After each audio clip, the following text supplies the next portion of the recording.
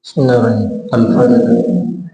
إلى حضرة سيدنا وحبيبنا سيدنا رسول الله محمد بن عبد الله صلى الله عليه وسلم وعلى آله وصحبه ثم الحاجة إلى أرواح المعلمين سيدنا وأهلهم وأصحابهم وزوجاتهم وأولادهم وذريتهم مثلا بهم وما يتعلق بهم غير مسلم وخشية إلى روح المعلمين وهذا الكتاب وإلى أرواح الوالدين وجدنا وأبائنا وجيراننا وجميع المسلمين والمسلمات من الله يغفرهم ويرحمهم ويرضى الجنة اللهم لا يسألهم أنوارهم وعلومهم ونفذهم في الدين والدنيا الآخرة وإلى حضرة النبي محمد صلى الله عليه وسلم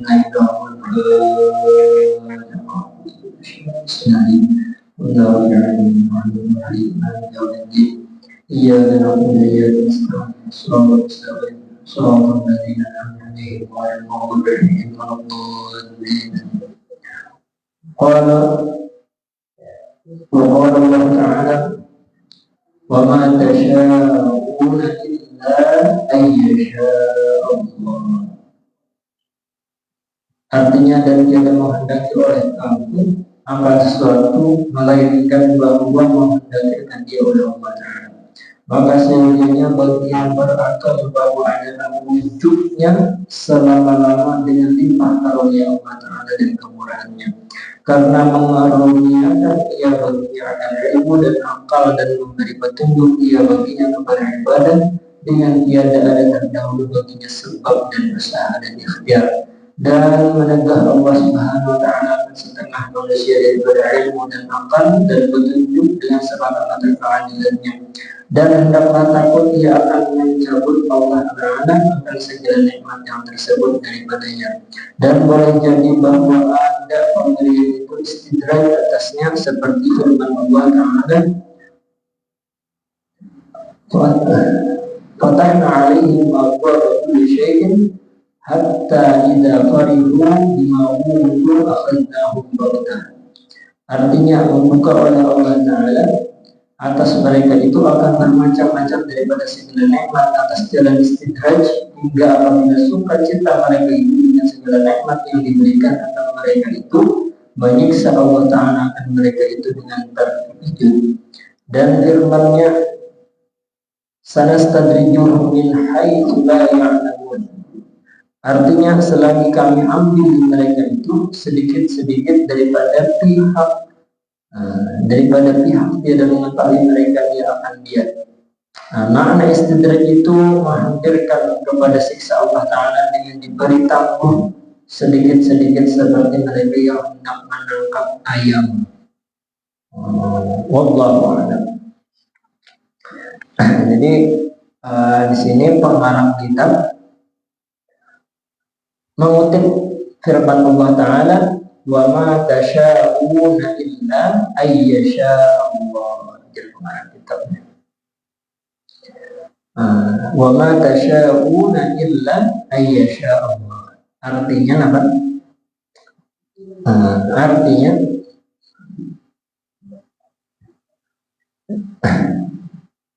Artinya di sini jika bahasa kita tuh apa-apa yang kita kehendaki, wa ma tasya'una, apa-apa yang kita kehendaki itu pada bakal terjadi. Apa-apa yang kita niatakan, apa-apa yang kita hajatakan itu pada bakal terjadi kecuali itu atau hal itu merupakan kehendak Allah Ta'ala kita. Jadi amunnya lain kehendak Allah Ta'ala kan bakal terjadi.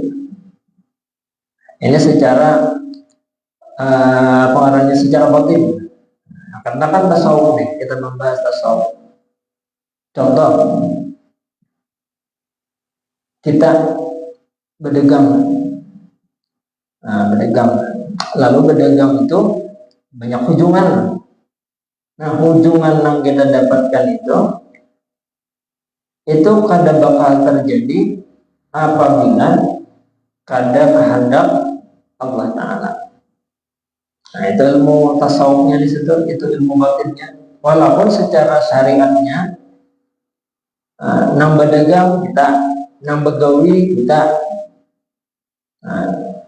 nang berusaha kita, tapi nang maulah kita dapat rezeki, dapat keuntungan, dapat duit dari hasil begawi tadi, itu adalah illa ayyasha Allah, kecuali itu atas kehendak Allah Subhanahu wa Ta'ala.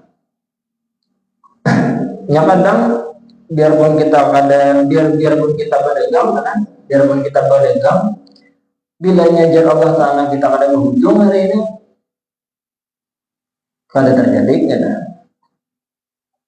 Atau misalnya dicari gawian ke sebuah kemarin, bila jar Allah Ta'ala itu hari ini belum dapat gawian, kada dapat.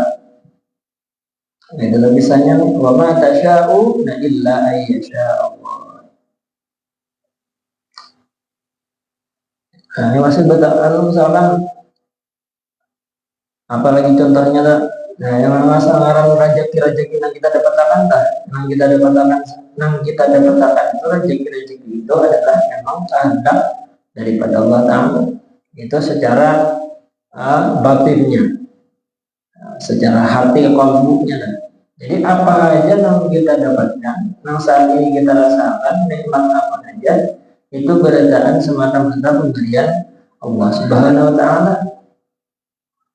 Jadi jangan merasa apa yang kita tuh jangan merasa mentang kita yang banyak berduit umpamanya ini.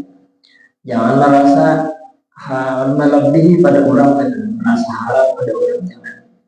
Jadi amun kita dapat rezeki, dapat duit, misalkan ditakdirkan oleh Allah Ta'ala jadi orang sugih, maka ingatkan illa ayyasha Allah. Ini berdasarkan yang terjadi, aku ini jadi sugih, jadi banyak masih harta ini karena semata-mata karena kehendak Allah Ta'ala. Amun yang kita tahu berkeyakinan itu, amun yang kita tahu meyakini di hati kita macam itu, yang kita lepas daripada penyakit ngarannya ujub. Ujub berapa minggu sudah kita membahas masalah ujub deh. Ujub itu kan merasa diri harap, merasa diri mulia. Kenapa jadi muncul perasaan itu tuh? Muncul perasaan itu karena kadang menyadari bahwa segala nikmat yang dimilikinya itu berdasarkan atas kehendak Allah Ta'ala, atas pemberian Allah Ta'ala. Yang kadang kita bila berisi harta sedikit saja dalam merasa harap, berisi apa misalnya diberi Allah Ta'ala karunia, misalnya anak pintar nih. Nah, anak pintar ini kalau dia sebetulnya, tapi bagi orang yang kada sampai memikirkan, kada sampai menyadari bahwa itu karunia daripada Allah Ta'ala, itu bisa menjadi sebab sombong. Wah, aja anakku ini pintar, satu aja. Baru nikah dulu, kada apa-apa juga anakku aja. Atau cucu kan. Nah, jadi nang cucu misalnya ada satu, nah itu kan karunia daripada Allah Ta'ala.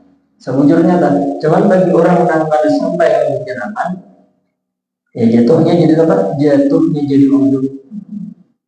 Nah, jatuhnya jadi ujub, mengisahkan ke situ kemarin. Tapi mereka kan orang, nah jatuhnya ujub. Nah, jadi boleh aja misalkan kita bisi cucu atau bisi anak berprestasi, misalnya dikisahkan orang boleh aja, cuman jangan sampai menyakiti hati orang lain. Jangan sampai membandingkan cucu kita, anak kita dengan anak orang lain. Jangan dibandingkan itu. Jatuhnya apa? Jatuhnya bisa ujub, bahkan bisa jadi takabur. Nah, jadi supaya kita lepas daripada ujub, setelah kita dapat nikmat macam-macam tadi, dinyatakan illa ayyasha Allah.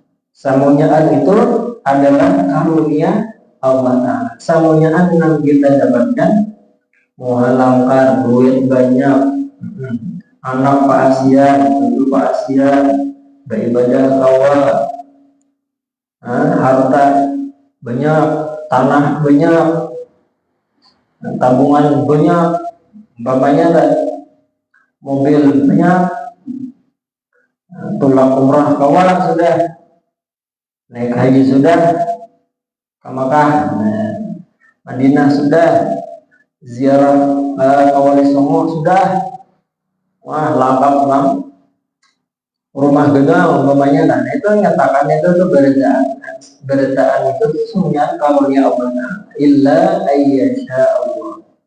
Jadi harus dinyatakan, kita tuh harus ingat Allah, ini karunia Allah, karunia pian nih, nikmat na ulun saling menerima karunia pian ulun kawa makan nyaman, ulun kawa makan nyaman hari ini karunia Allah Ta'ala, kawa makan makanan lezat karunia Allah Ta'ala. Ulun alhamdulillah hari ini awak sehat karunia Allah Ta'ala. Nah ini mengatakan bahwa insyaAllahnya anak kita terima nikmat daripada Allah Ta'ala itu bagian daripada bersyukur. Bersyukur salah satu bagian dari bersyukur. Kan orang bersyukur itu namanya sadar nikmat itu datang dari Allah Subhanahu Wa Ta'ala, itu bagian pertama. Bagian yang kedua, syukur itu adalah memuji. Himung dapat nikmat tuh himung, dapat nang nyaman tuh himungnya lawan nang memberi nikmatnya himungnya kan, himungnya lawan nang memberi nikmat lain, lawan nang harta atau kenikmatannya itu lain. Maksudnya rezeki apa, kita tuh dapat rezeki, dapat duit misalnya himung, cuman himungnya itu bukan dengan duitnya, tapi himungnya dengan siapa garang yang memberikan rezeki. Nama ulah kita dapat nikmatnya siapa? Nah, jadi himungnya itu dengan Allah Ta'ala, makanya dapat nikmat mengucapkan alhamdulillah. Mariga kanyang alhamdulillah. Makanya tuh ada bahari kisah-kisah orang wali itu, ada amalan orang wali itu kadang pada waktu tertentu itu makan makanan yang paling disukai sejin. Nah, misalnya kata 7 buah durian ya. Nah, misalnya bukan 7 buah durian, si wali nih, orang yang dekat dengan Allah Ta'ala nih, kadang mencari buah durian. Nah, makan buah durian, kanyang dengan durian tadi, merasa lezat dengan durian tadi, lalu mariga. Lalu sejin mariganya keluar alhamdulillah, keluar ucapan alhamdulillah, saking lezatnya, saking nyamannya sejin, lalu berucap alhamdulillah, dan di hati beliau merasakan senang, dapat merasakan lezatnya duriannya, senang. Tapi senangnya beliau adalah senang dengan memberi nikmat. Nah, bila macam itu kalau kita mengamalkan itu lebih pahalanya itu lebih banyak dibandingkan dengan pahala ibadah sunnah. Nah, jadi sekali mau ucap alhamdulillah itu genah itu apa pahalanya. Mengucap alhamdulillah tapi dengan penuh keyakinan bahwa namaran nikmat ini semuanya adalah dari Allah Ta'ala, lalu memuji Allah Ta'ala. Memujinya itu karena senang dapat nikmat. Senangnya bukan karena nikmatnya, tapi senangnya karena diberi, karena senangnya kepada yang memberi gitu. Amunnya kita senang dengan, misalnya contoh adalah amun kita nih dilanggar sini, misalkan dapat bantuan dari bupati misalnya, dapat duit sumbangan. Amunnya kita senangnya dengan duit yang diberi tadi, tapi kada senang lawan bupatinya, itu pacang kalian sekali diberi lagi kita. Karena kita senangnya lawan duit yang diberi. Tapi kalau senangnya lawan yang memberi, itu pacang dapat pulang ya. Makanya pas diberi orang tuh kan, diberi bupati misalkan, nah, terima kasih bupati berkat pian alhamdulillah, kan senang lawan yang memberi, senang lawan yang memberi. Nah, jadi kayak itu juga, kita dapat nikmat maka harus gembira. Cuma gembiranya itu bukan dengan nikmatnya, tapi dengan yang memberi. Maka keluarlah ucapan alhamdulillah. Nah itu syukur bagian yang keduanya. Syukur itu 3 karena bagiannya. bila lengkap tiganya itu berarti kita sempurna mengirim syukurnya, bersyukurnya sempurna kan. Jadi bagian yang ketiga itu adalah memakai nikmat yang kita terima itu tujuannya untuk beribadah. Nah, misalnya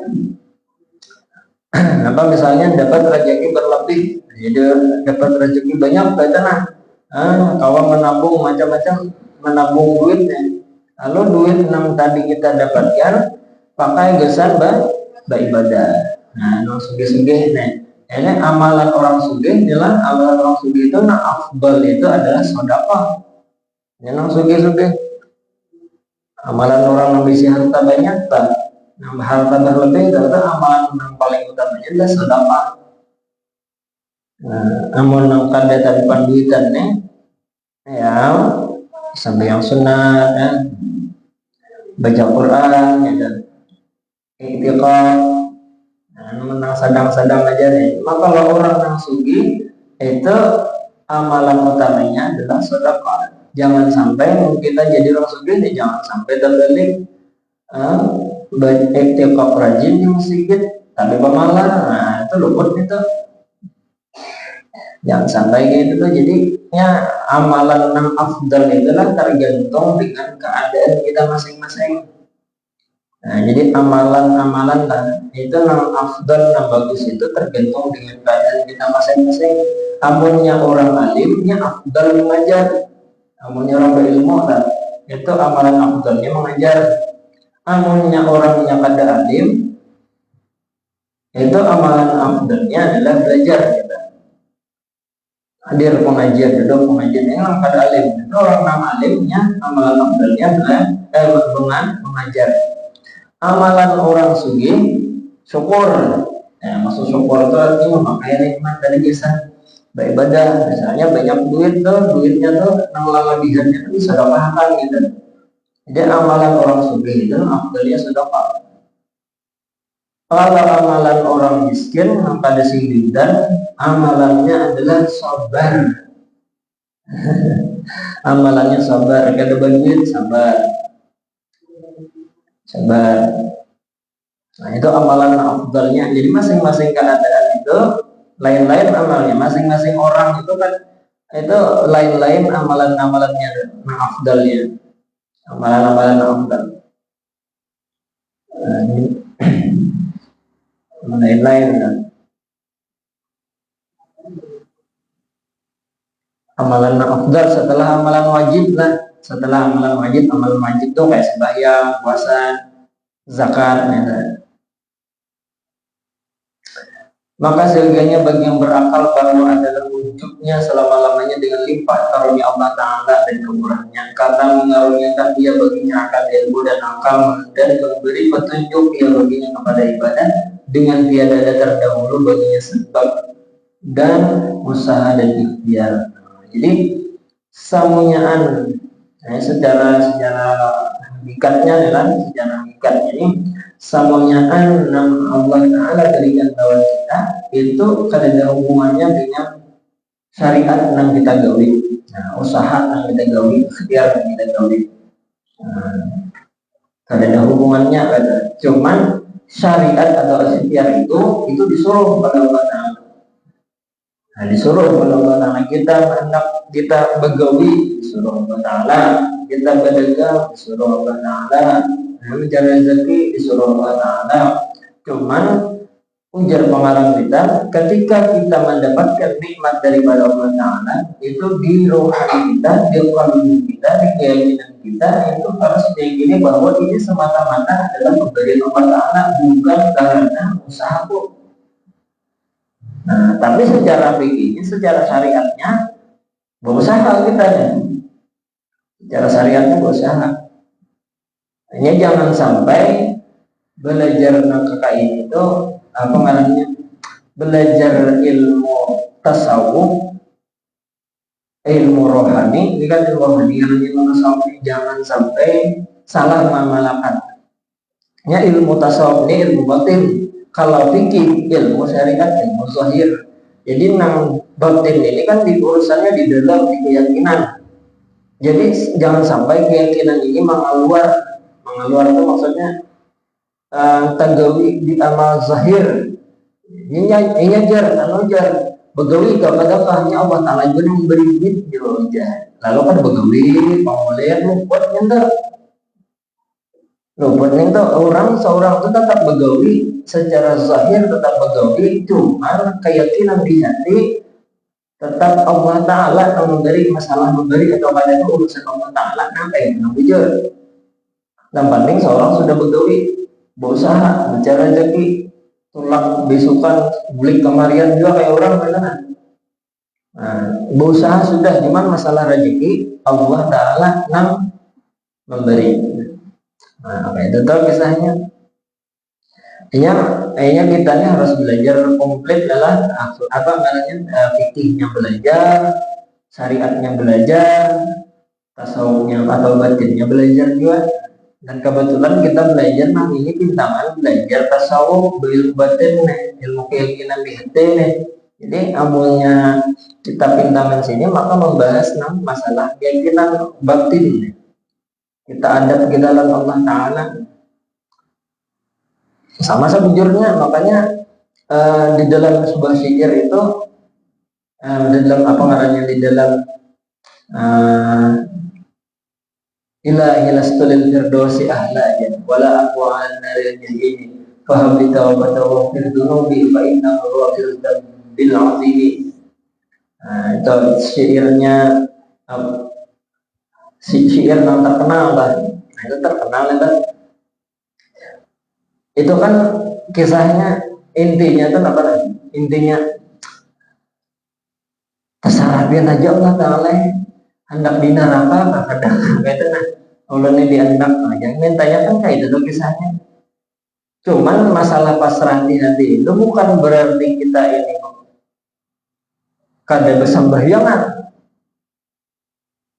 kada beribadah kada tetap ibadah tetap melaksanakan syariat tetap menjauhi yang dilarang cuman di hati berkeyakinan samunyaan kainannya nasi ulun atau kayak apa di akhirat itu untuk Allah nama nanturan urusan pian itu nah itu bujur itu maksudnya ini jar orang yang pengarangnya syariat itu pada memberi bakas maksud syariat kada memberi bakas itu artinya samunyaan kainan yang diberi oleh Allah Ta'ala atau samunyaan yang diberikan Allah Ta'ala kepada kita itu semata-mata pemberian Allah Ta'ala pemberian Allah Ta'ala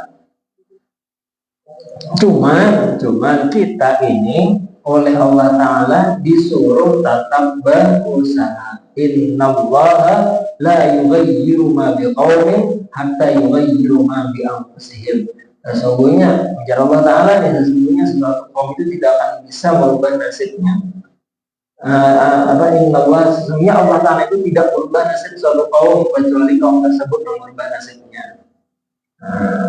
maksudnya itu ini ayat berbicara tentang zahir kita jasmani kita syariat itu berbicara tentang syariat menyahandak makan menyahandak kanyang makan gitu itu perintah Allah Ta'ala cuman ketika kita merasakan kanyang ketika untuk makan kalau kanyang itu berkeyakinan di hati bahwa kanyangnya ini bukan karena makanan tapi karena pemberian Allah Ta'ala tapi makannya itu pun disuruh oleh syariat disuruh oleh Allah Ta'ala menyahandak kanyang makan menyahandak kanyang makan cuman ketika kita kanyang ketika kita sudah ampih lapar kita itu keyakinan di hati kita adalah nyamannya saat ini itu ampihnya lapar itu adalah pemberian Allah Ta'ala jadi nang kita meyakini bahwa ini semata-mata pemberian Allah Ta'ala itu ranahnya atau kajiannya atau pengarangnya atau ilmunya ilmu tasawuf itu ilmu tasawuf yang kita bahas nih jadi sebujurnya antara tasawuf dan fikih itu tuh ada bertentangan tapi saling melengkapi nang sabuting membahas fikih membahas tentang syariat tentang zahir sedangkan tasawuf membahas nang batin nang rohaninya nih nang kada kelihatan jadi sama-sama melengkapi kita Memang bila orang yang salah memahaminya lalu luput, lalu luput. Anu jar hendak bertasawuf, aku nejar oleh aku begaan ya aku pada hendak berusaha jadinya Allah Ta'ala juga yang menentukan sudah. Masalah aku berduit kadang-kadang itu kayak urusannya kayaknya itu ya anu gampang aja itu Allah Ta'ala juga yang menentukannya.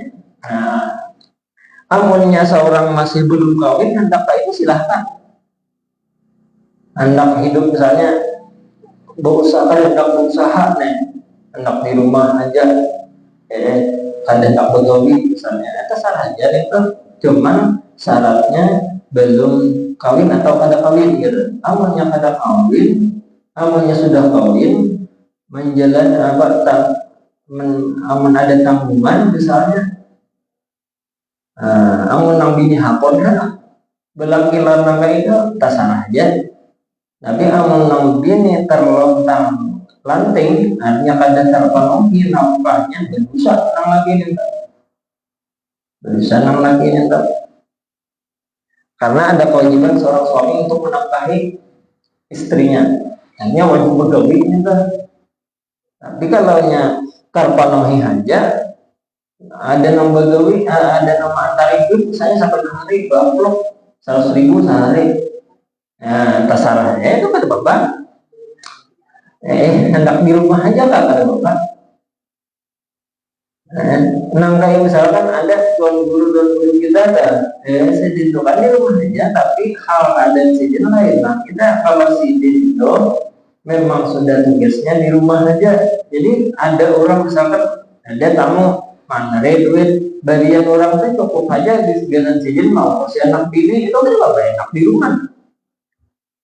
Hendak iktikaf di masjid gak 24 jam misalnya kan. Tapi seorang ada mau posisi ada aja duit kita nagisan mau posisi anak bini itu apa? Tapi amun seorang mau kada berusaha kada ada duit, seorang memaksa hendak nang itu juga dosa nang laginya. Makanya kita beribadah itu pun harus ada ilmunya. Kalau hendak beribadah seharian dilanggar, di masjid misalnya hendak iktikaf seharian, sangui dulu anak bini itu di rumah. Sangui dulu. Ini nama iktikaf seharian lakinya 6 bini lagi kering kalau orang 6 anak. Nah itu berdosa. Jadi kadang iblis itu menggoda kita lewat ibadah. Nah ya nang itu tadi disuruh iktikaf seharian tapi anak bini gak ada sama kali. Yang kada perlu. Jadi nangaran ibadah itu kan mesti dilanggar atau di masjid aja, tapi kita berdagang, berusaha halal ya, begawi gesan mengkosi anak bini dan niatnya mengkosi anak bini supaya anak bini ini kada kelaparan. Nah itu selama kita berusaha, selama kita begawi mulai jam berapa dan itu datang ke toko saya dari jam 7 misalkan sudah buka toko sampai ke jam berapanya tutup jam 3. Nah itu mulai dari jam 7 sampai jam 3 itu dihitung ibadah sudah kita dihitung ibadah. Atau kita begawi misalkan di kantor di mana kan seharinya dari jam 7 sampai jam 4 hanya makanya itu dihitung ibadahnya dianggap ibadah berpahala, artinya tiap menitnya tiap detiknya. Dan nang duduk di masjid nang kisah iktikaf tadi tapi anak bini ada gaul bersih itu jadi dosa. Lain misalnya orangnya sugih di si toko banyak sidir anak buah ada di toko nanti jadi duit itu lancar aja. Nah itu kan apa? Hendak iktikaf hendak seharian nggak hendak napa pak? Anak bini sudah tahu sih. Nah itu kan bapak. Makanya jalur tadi itu ibadah nang afdal itu ibadah nang sesuai lawan keadaan kita. Amunnya orangnya sugih, banyak toko, anak buah banyak, anak bini nafkahnya aja, tahu sih. Nah itu kan bapak hendak iktikaf kan. Hendak nang misalkan apa tadi nah ibadah nang seharian itu silahkan kada bapak itu. Nah, tapi amun seorang kada begawe, kada dapat duit, hendak bisa itikaf juga kayak apa? Hendak mau pasti anak bini umur yang ya, jadi datang di langit, datang di masjid, tahu bini piring, apa dia jadinya kami ini pelaporan, anak buah pelaporan, ayo. Jadi kayak tebang kisahnya. Jadi makanya itu penting balik kita tuh diisi ilmu supaya jangan dibungkuli oleh iblis. Nah, jangan dibungkuli iblis. Ya, kita nih harus tahu ilmu apa. Bila kita berilmu, kita tahu ibadah yang afdal gisan kita itu apa. Ibadah yang afdal lah. Ibadah yang afdal gisan kita itu apa.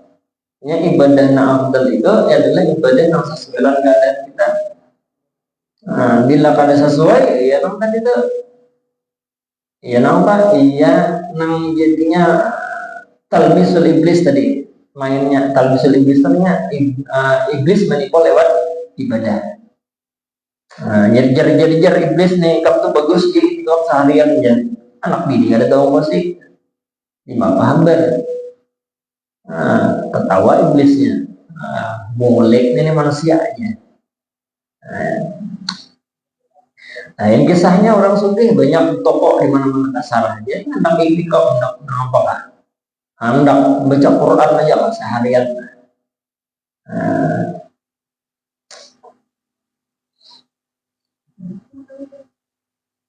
Dan menegah Allah Ta'ala kan setengah manusia, dan menegah Allah SWT kan setengah manusia dari ilmu dan akal dan petunjuk dengan semata-mata keadilannya. Dan hendaklah takut ia akan mencabut Allah Ta'ala akan segala nikmat yang tersebut daripadanya. Nah, jadi kita ini harus apa jadi pengarang kita ini kita tuh ada rasa kekhawatiran apa maksudnya kekhawatiran kalau nikmat yang sudah kau terima saat ini dicabut oleh Allah Ta'ala. Maksud dicabut itu apa? Dihilangkan tuh karena ada sebab. Apa sebabnya? Maksiat.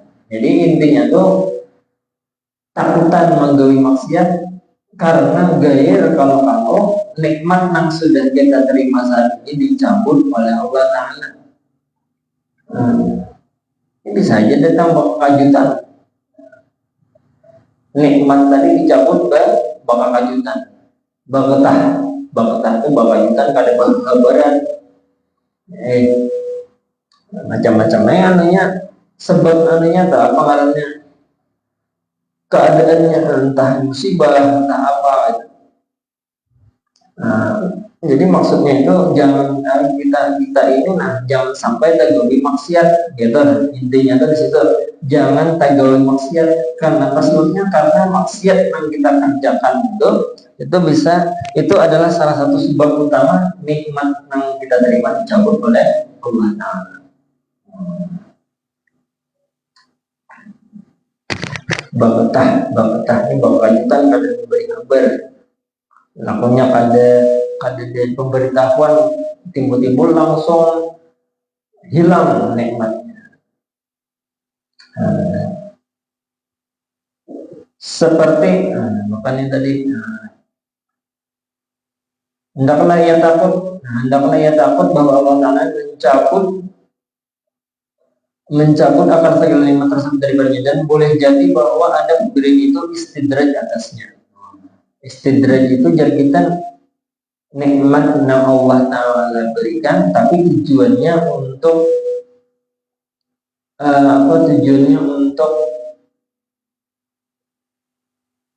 langkah baik.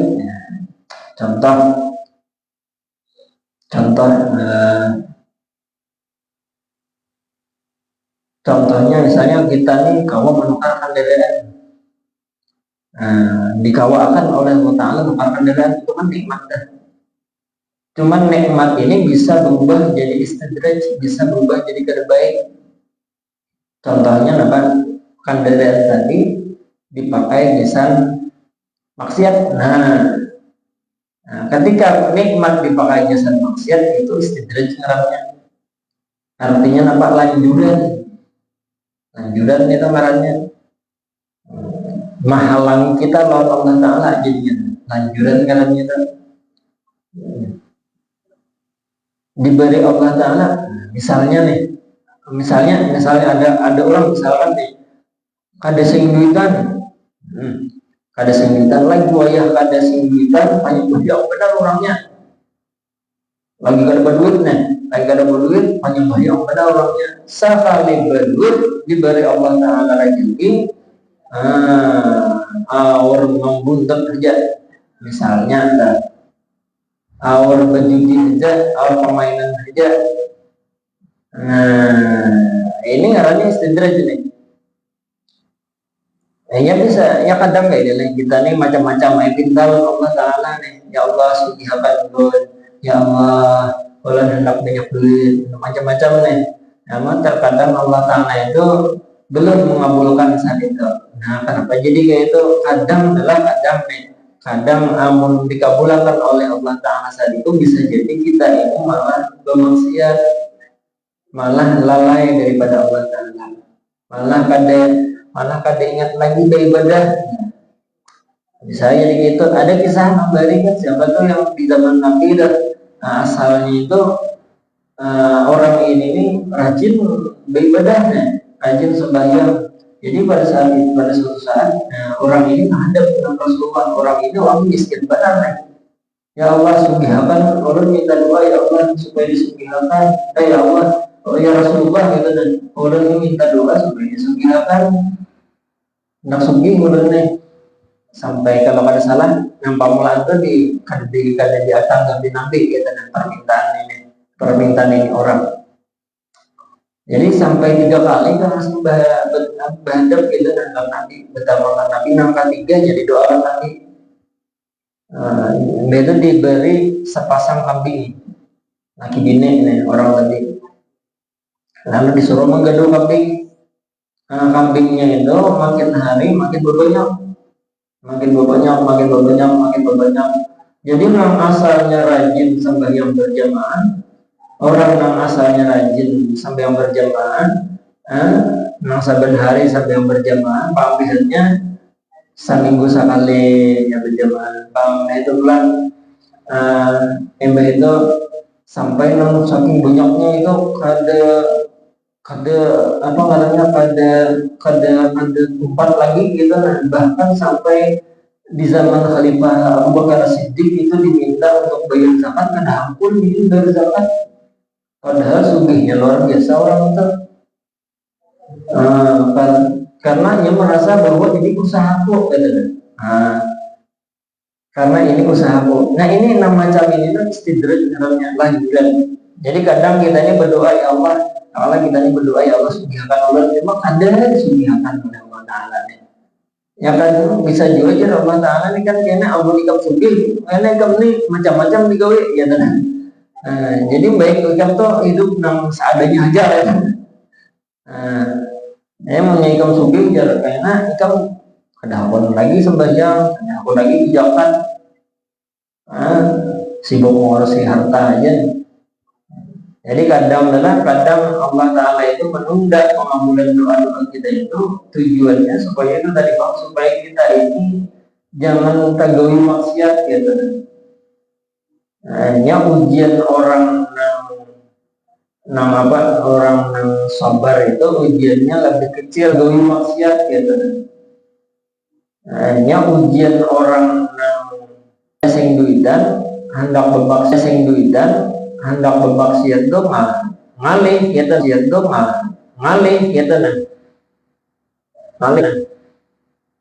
ngalih karena kan berduit. Hendak bermaksiat macam-macam, hendak ke warung apa ngarannya, nang nama aneh-aneh gitu. Hendak nang ka diskotek karena bawanya kan berduit. Tapi amun orang berduit ujiannya lebih berat.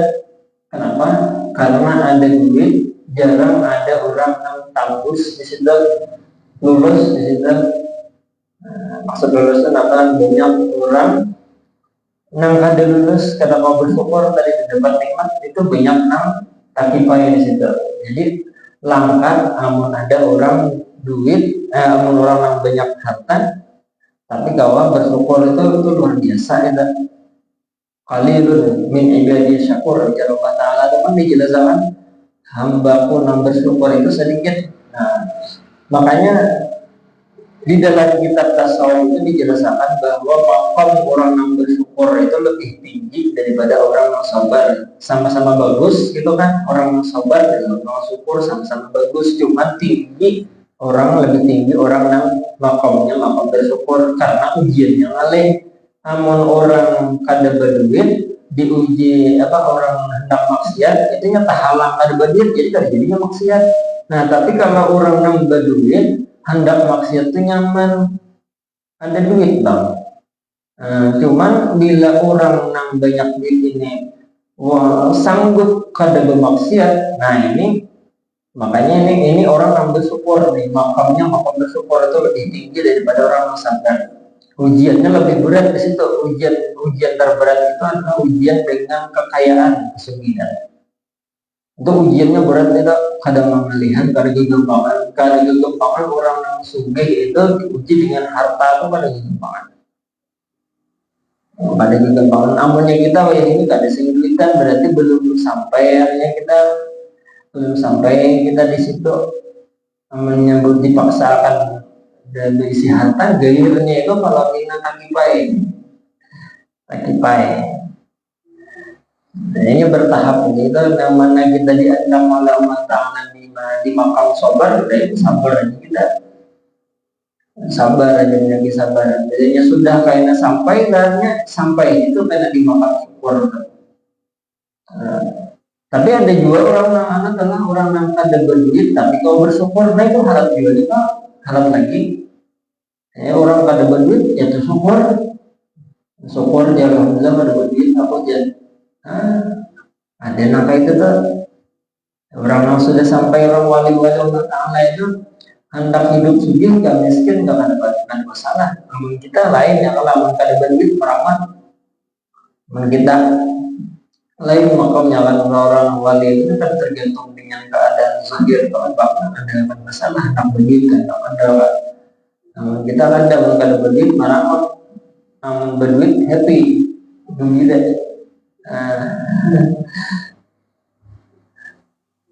Mendapat